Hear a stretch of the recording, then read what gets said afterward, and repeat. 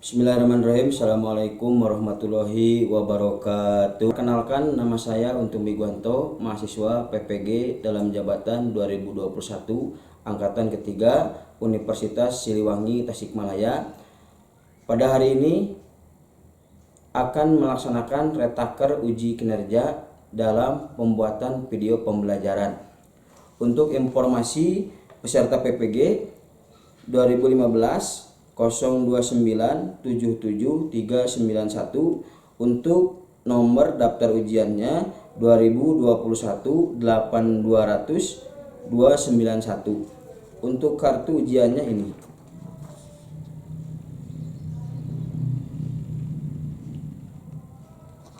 Terima kasih. Assalamualaikum warahmatullahi wabarakatuh.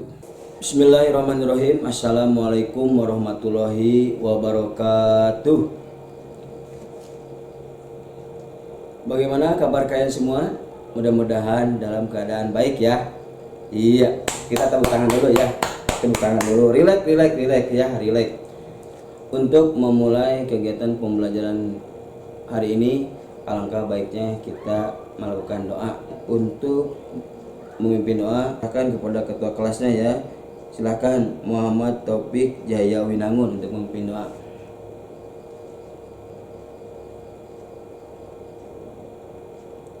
Alhamdulillahirabbil alamin. Terima kasih kepada Muhammad Taufik Jaya Winangun yang telah memimpin doa. Mudah-mudahan dengan kita berdoa diberikan kelancaran dan kemudahan dalam kegiatan pembelajaran hari ini. Selanjutnya Bapak akan mengecek kehadiran kalian semua. Yang pertama, Ade Chandra Dinata. Iya, hadir. Iya, bagus Ade ya. Selalu semangat bacaan saya ya. Sebentar, saya checklist dulu ya. Ahmad Ilyas. Iya. Aldi Mulyadi. Aldi. Iya, Aldi ya. Aldi biasanya duduk sebelah sana, sekarang pindah ke sebelah sini ya. Jadi saya melihatnya ke sana. Mohon maaf Aldi ya. Dede Sutisna Sanjaya. Dede. Iya, Dede. Delia Rahmawati. Iya, hadir Delia ya. Dimas Permana. Dimas. Iya, Dimas hadir ya. Eni Nuraini. Hadir Eni. Hendy Herdiansah. Iya, Hendy hadir ya. Julianita hadir. Maya Nur hadir ya. Muhammad Taufik. Iya, hadir. Muhammad Ardias. Iya, hadir Muhammad Ardias ya. Muhammad Rifal sakit. Ya, mudah-mudahan Muhammad Rifal bisa kasih kesembuhan cepat ya. Nandita Adelia Putri. Iya, hadir Nandita ya. Faisal Jamaluddin. Iya, hadir Faisal. Resan Destian. Iya, Resan acungkan tangan, bagus, luar biasa ya. Ranti Rahmania. Ranti. Iya, hadir Ranti. Ripaldi. Iya, hadir juga Ripaldi ya, bagus, semangat terus. Ristani Ayang Junia. Iya, hadir. Rizky Ramdhani Saputra. Iya. Serla. Iya, hadir Serla ya.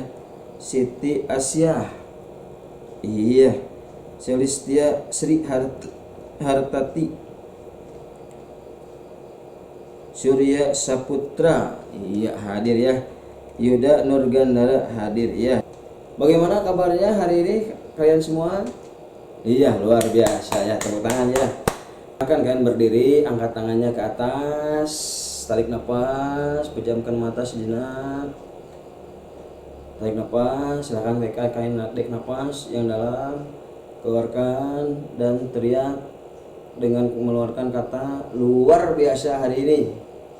Iya, bagus ya, luar biasa, semangat ya kalian semua, luar biasa. Untuk memulai kegiatan belajar pada hari ini, alangkah baiknya kita menunjukkan rasa kebangsaan kita, bahwa kita sebagai bangsa Indonesia yang bangsa yang sangat luar biasa ya, sangat luar biasa, memiliki sesuatu yang tidak dimiliki oleh bangsa lain, ya, yakni semangat juang yang tinggi dalam memperjuangkan sesuatu. Nah, sebelum kita menunjukkan rasa nasionalisme itu, Bapak akan memberitahukan, ya, kalian bisa lihat di papan tulis, akan menyampaikan Indonesia pada masa Orde Baru, ya. Ada yang tahu? Ada yang masih ingat dan tahu materi minggu kemarin? Sebelum Bapak ke materi ini, ya. Iya, silahkan. Siapa? Sulistya. Iya. Demokrasi terpimpin. Iya, bagus, luar biasa, ya. Siapa? Yuda. Orde Lama. Iya, bagus, ya, luar biasa, ya. Orde Lama. Terima kasih kalian masih ingat materi-materi minggu kemarin, ya, minggu sebelumnya. Mudah-mudahan kalian bisa menjadi bangsa Indonesia yang mencintai sejarah bangsanya sendiri. Baru sebelum memulai kegiatan belajar hari ini, silahkan kalian berdiri lagi, ya. Jadi maaf nggak suruh duduk, ya, maaf, ya. Silahkan kalian duduk otomatis, kalian bagus, luar biasa, ya. Silahkan kalian berdiri lagi. Kita menyanyikan lagu kebangsaan Indonesia.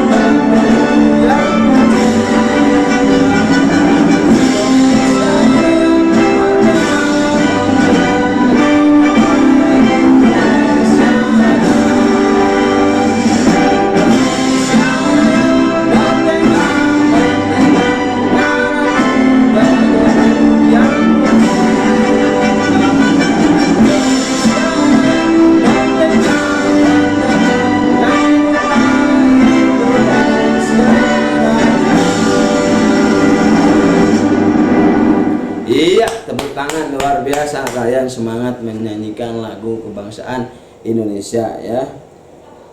Selanjutnya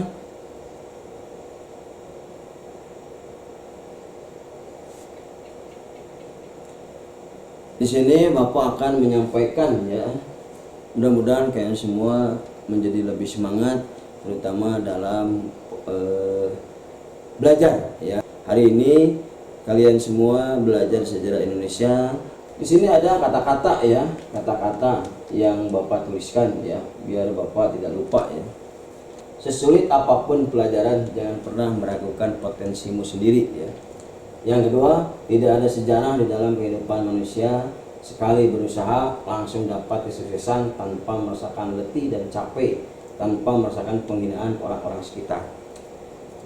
Yang terakhir, pembelajaran pembelajaran tidak didapat dengan kebetulan. Ia harus dicari dengan semangat dan dijalani dengan tekun. Ya, itu. Mudah-mudahan kalian semua bisa menjadikan kata-kata ini menjadi motivasi dalam diri untuk menggapai sesuatu.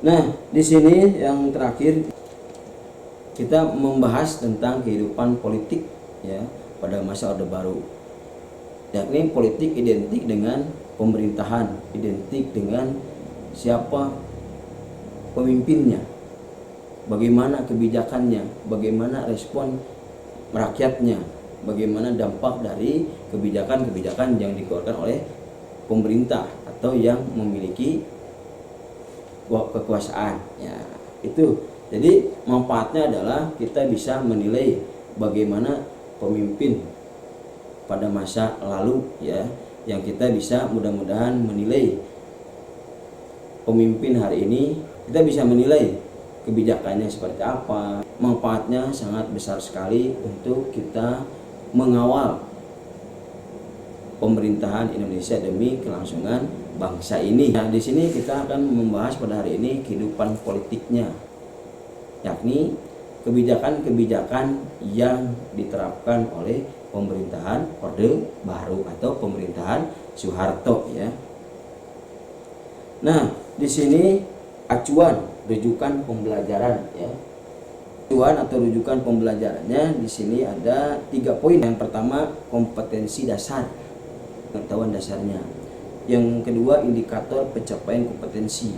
Poin-poin apa saja yang harus kalian capai dalam pembelajaran hari ini, ya. Ya, untuk kompetensi dasarnya 3.5 menganalisis perkembangan kehidupan politik dan ekonomi bangsa Indonesia pada masa Orde Baru. Itu 3.5. 4.5-nya adalah kalian melakukan penelitian sederhana tentang perkembangan kehidupan politik, ya. Di sini ada ekonominya bangsa Indonesia pada masa Orde Baru dan menyajikannya dalam bentuk laporan tertulis, ya. Indikator pencapaian kompetensinya ini, yakni ini ada untuk 3.5-nya ada 3, untuk 4.5-nya ada 3 juga sama. 1. Menganalisis latar belakang lahirnya Orde Baru, ya.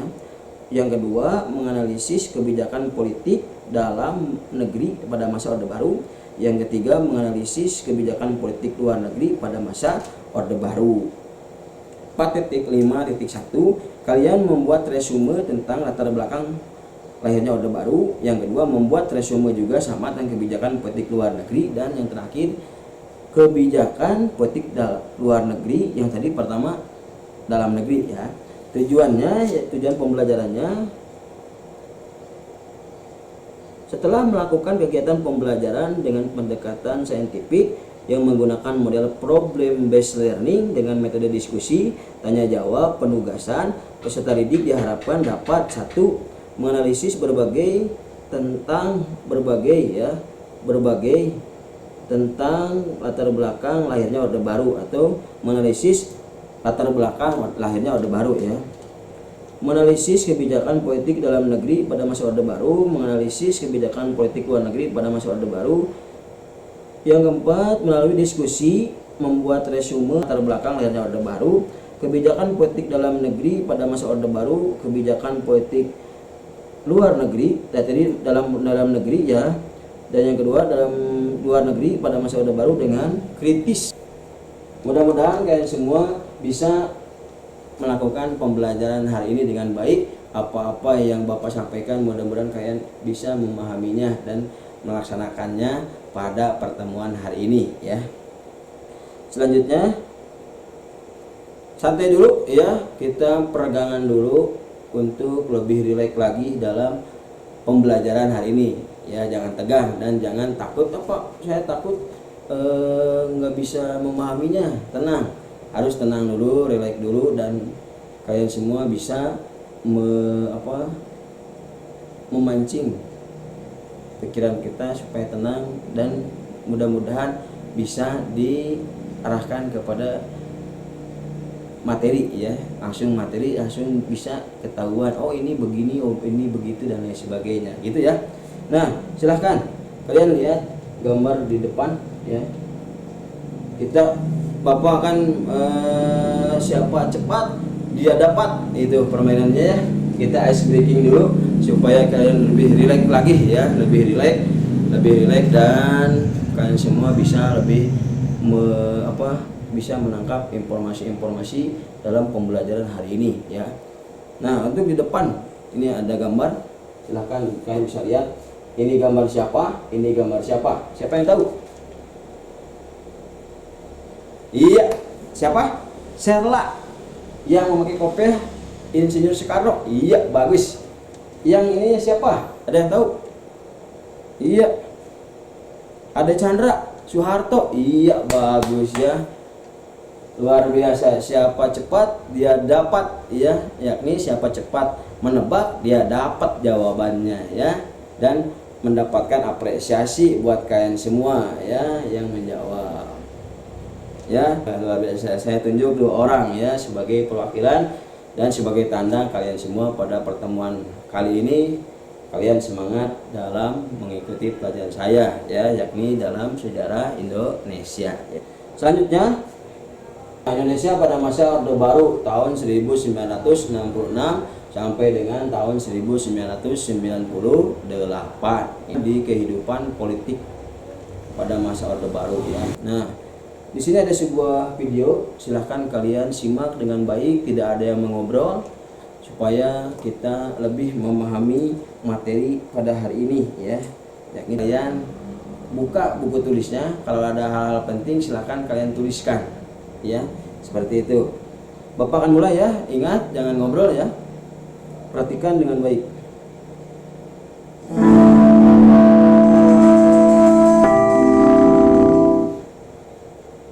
Assalamualaikum warahmatullahi wabarakatuh. Kehidupan politik pada masa Orde Baru. Masa Orde Baru adalah masa pemerintahan yang berlangsung di bawah kepemimpinan Presiden Soeharto yang menggantikan kepemimpinan Presiden Soekarno. Masa pemerintahan ini berlangsung dari tahun 1966 hingga tahun 1998 dan menjadi salah satu sistem pemerintahan paling lama yang bertahan di Indonesia. Di masa ini lahir juga beberapa kebijakan. Selama 32 tahun masa kepemimpinan Presiden Soeharto, banyak kebijakan yang memiliki pengaruh cukup besar terhadap proses berjalannya negara Indonesia, mulai dari kebijakan politik maupun kebijakan ekonomi.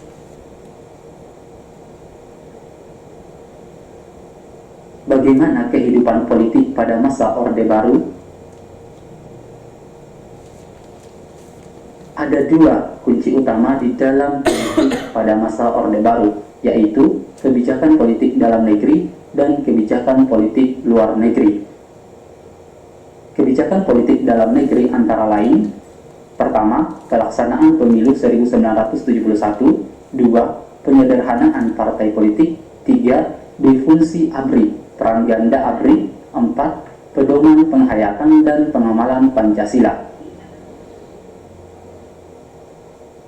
Kebijakan politik luar negeri antara lain: yang pertama, Indonesia kembali menjadi anggota PBB, yang kedua, pemulihan hubungan diplomatik dengan Malaysia dan Singapura, dan pemutusan hubungan dengan Tiongkok, dan yang ketiga, memperkuat kerjasama regional dan internasional. Yang pertama yang akan kita bahas adalah kebijakan politik dalam negeri. 1. Pelaksanaan pemilu 1971. Pemilu yang sudah diatur melalui SI MPR 1967 yang menetapkan pemilu akan dilaksanakan pada tahun 1971 ini.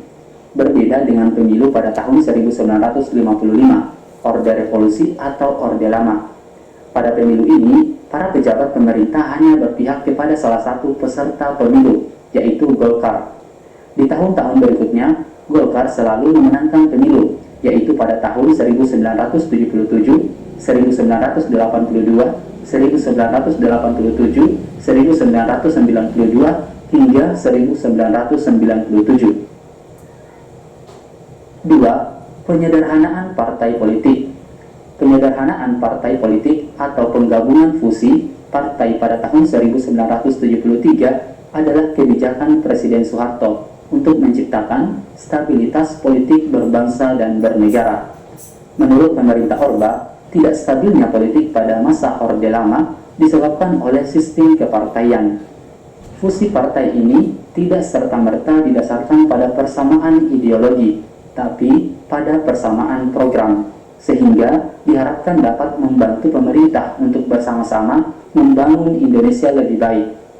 3 partai politik hasil fusi adalah Partai Persatuan Pembangunan atau PPP, Partai ini berlandaskan nilai Islam, yaitu NU, Parmosi, PSII, dan PERTI. Partai Demokrasi Indonesia (PDI). Partai ini berlandaskan nasionalisme, yaitu PNI, Partai Katolik, Partai Murbah, IPKI, dan Parkindo. Dan yang terakhir adalah Golkar.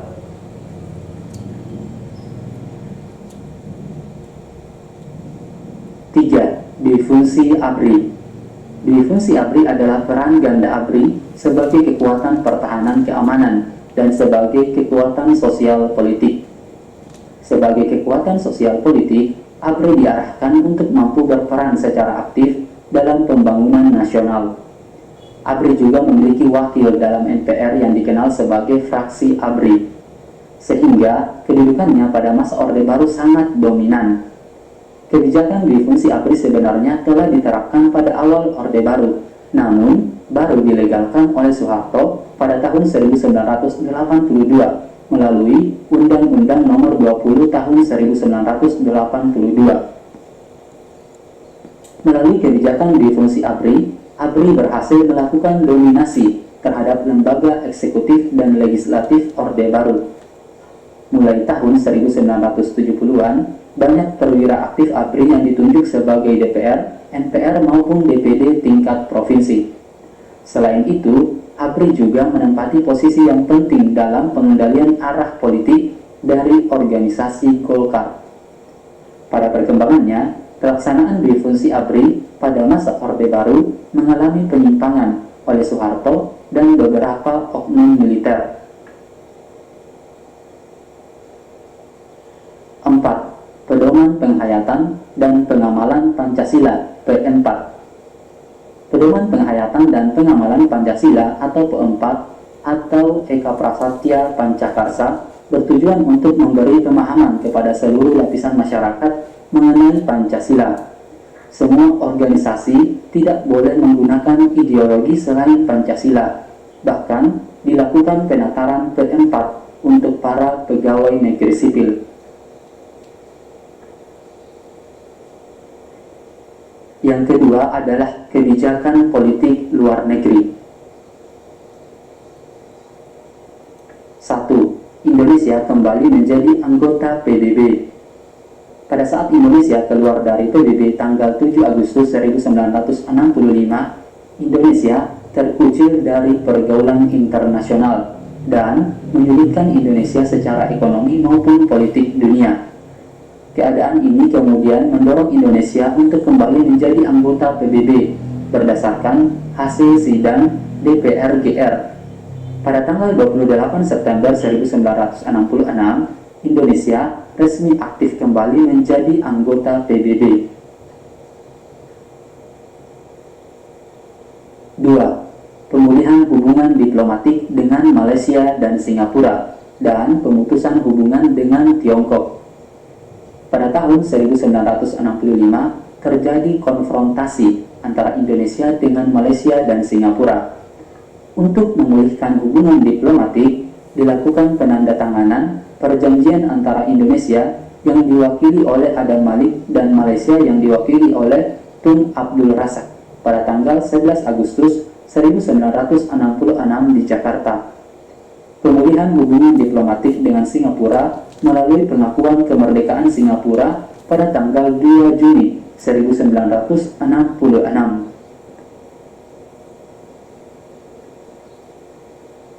3. Memperkuat kerjasama regional dan internasional. Indonesia mulai memperkuat kerjasama baik regional dan internasional dengan melakukan beberapa upaya. Yang pertama, turut serta dalam pembentukan ASEAN. Indonesia menjadi salah satu pendiri negara ASEAN. Yang kedua, mengirimkan kontingen Garuda dalam misi perdamaian. Yang ketiga, ikut berperan dalam KTT non-blok. Dan yang keempat, berperan dalam Organisasi Konferensi Islam atau OKI. Kalian bisa lihat di kedua gambar ini. Gambar pertama adalah kehidupan politik masa Orde Baru, upaya untuk melaksanakan Orde Baru yang pertama, melakukan pembaharuan menuju perubahan seluruh tatanan kehidupan masyarakat berbangsa dan bernegara. Yang kedua, menyusun kembali kekuatan bangsa menuju stabilitas nasional guna mempercepat proses pembangunan menuju masyarakat adil dan makmur. Yang ketiga, menetapkan demokrasi Pancasila guna melaksanakan Pancasila dan Undang-Undang Dasar 1945 secara murni dan konsekuen. Yang keempat, melaksanakan pemilu secara teratur serta penataan pada lembaga-lembaga negara. Oke, cukup sekian pembahasannya. Terima kasih. Assalamualaikum warahmatullahi wabarakatuh. Nah, ini setelah kalian menyimak video di atas ya tentang kehidupan politik pada masa Orde Baru, silahkan kalian diskusikan dengan kelompok terkait hal-hal berikut. Kelompok 1 ya, latar belakang lahirnya Orde Baru, pengalihan Orde Lama ke Orde Baru ya. Kelompok 2, bagaimana kebijakan politik pemerintah Orde Baru di dalam negeri. Kelompok 3, bagaimana kebijakan politik pemerintahan Orde Baru di luar negeri ya. Masing-masing ya kelompok menunjuk nanti, ini untuk nanti setelah kelompok sudah melakukan diskusinya, 3 kelompok ini sudah melakukan diskusi, kalian perwakilan salah satu kelompoknya sebagai juru bicara atau penyaji untuk melakukan presentasi hasil diskusi ya. Untuk bahan diskusinya silahkan kalian bisa ambil buku di depan ini ya, silahkan kalian ambil satu orang satu buku ya. Selanjutnya Bapak akan membagikan, ini ada 3 LKPD ya, lembar kerja peserta didik ya. Ini Bapak akan membagikannya, 1 LKPD ini ya, 1 LKPD ini bisa kalian lihat ya, ini untuk 1 kelompok ya, 1 kelompok. Di sini ada kompetensi inti KD-nya yang tadi ya, terus tujuan pembelajarannya yang tadi, petunjuk kegiatannya. Setelah itu format laporan kegiatannya kalian tuliskan di sini. Kalau tidak paham nanti bisa bertanya kepada Bapak. Kalian sudah duduk berkelompok, bagus ya. Sudah kalian ingat minggu kemarin Bapak akan melaksanakan hari ini diskusi ya. Kalian langsung secara otomatis duduknya sudah berkelompok, bagus ya. Sebelum diskusi kasih tepuk tangan dulu oleh saya kepada kalian semua, dan jempolnya buat kalian semua, bagus, luar biasa ya, semangat ya, menandakan kalian semangat di awal dengan Bapak panggil menunjukkan semangat, berarti kalian baik, luar biasa ya. Untuk kelompok 1 silakan ambil ya, kelompok 2 ambil ya, dan kelompok 3 iya bagus ya. Silakan kalian berdiskusi ya. Bisa main buku paket dan modul yang kemarin Bapak share di grup kelas ya, modul yang Bapak share di grup kelas dan buku paket ya, buku paket silahkan. Dan tadi kalian menuliskan poin-poin penting yang terdapat di dalam video yang kalian simak tadi ya. Iya silahkan. Bapak kasih waktu kalian semua berdiskusi ya, 10 menit ya, silahkan kalian Iya Faisal, ada apa Faisal? Ada permasalahan di poin? Bentar, Bapak buka dulu ya ininya. Bapak juga ada contoh LKPD yang kalian diberikan kepada kalian semua, Bapak juga pegang. Nah, untuk kolom yang terakhir ya, untuk menuliskan hasil diskusinya itu kalian tuliskan di sini ada di nomor-nomor ya, ada garis-garis itu. Silahkan kalian, kalau nomor 1 misalnya apa, kalau kebingungan berkelompoknya itu kalian ini ada beberapa kolom, bisa dilewat. 1 misalnya di kolom pertama 1 garis ke bawahnya masih nomor 1, yaitu masih nomor 1 ya. Iya itu ya, jelas ya untuk pengisian format laporan diskusinya ya. Ada yang lagi ditanyakan? Siapa? Kelompok berapa? Tadi Faisal kelompok 1 ya. Sherla, iya kelompok 3 ya. Nah tadi kalau kelompok Sherla menyaksikan videonya, cari di buku tambahannya ya, cari di buku tambahannya kebijakan politik luar negeri apa saja yang diambil oleh pemerintah Orde Baru ya. Itu tadi di video sudah dijelaskan ya. Ya. Ya, waktunya ini ada 5 menit lagi ya untuk diskusi ya. Ada yang sudah selesai? Iya, bagus ya. Bagus. Kelompok berapa ini? Kelompok Muhammad Taufik, kelompok 3 ya, bagus ya, luar biasa ya. Kelompok 3 Taufik, Sherla dan teman-teman yang lainnya ya. Silakan untuk Aldi Ahmad Ilyas di kelompok 2, kelompok 1 Sulistia, Surya Listani dan yang lainnya silakan. Kalau yang belum ya, ada waktu 5 menit lagi untuk menyelesaikan diskusinya. Silakan buka buku paketnya yang aktif ya, yang aktif dicari ya, apa-apa saja kebijakan politik dalam negeri, luar negeri, dan yang kelompok 1, betul nggak peralihan Orde Lama ke Orde Baru, peralihan dari pemerintahan Soekarno ke Soeharto itu betul atau tidak? Silakan kalian buktikan ya, karena tadi melakukan penelitian sederhana kan ya. Ada yang sudah? Ada yang sudah selain kelompok 3 tadi, sedikit lagi katanya. Tapi 80% sudah. Iya, bagus ya, luar biasa ya kelompok 3 ya. Silakan kelompok 2 1 silakan. Iya. Ada masalah Muhammad Ardias? Kelompok 2. Ya.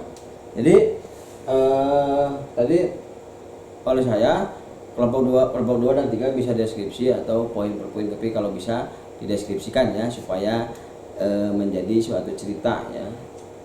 Menjadi suatu cerita yang isinya informasi mengenai kebijakan politik Orde Baru ya di dalam negeri dan luar negeri. Nah, waktunya habis ya. Sudah semua? Sudah? Iya, bagus ya. Silahkan untuk kalian semua menunjuk perwakilannya, 1 untuk menyampaikan hasil diskusinya. Kelompok 1 diwakili siapa?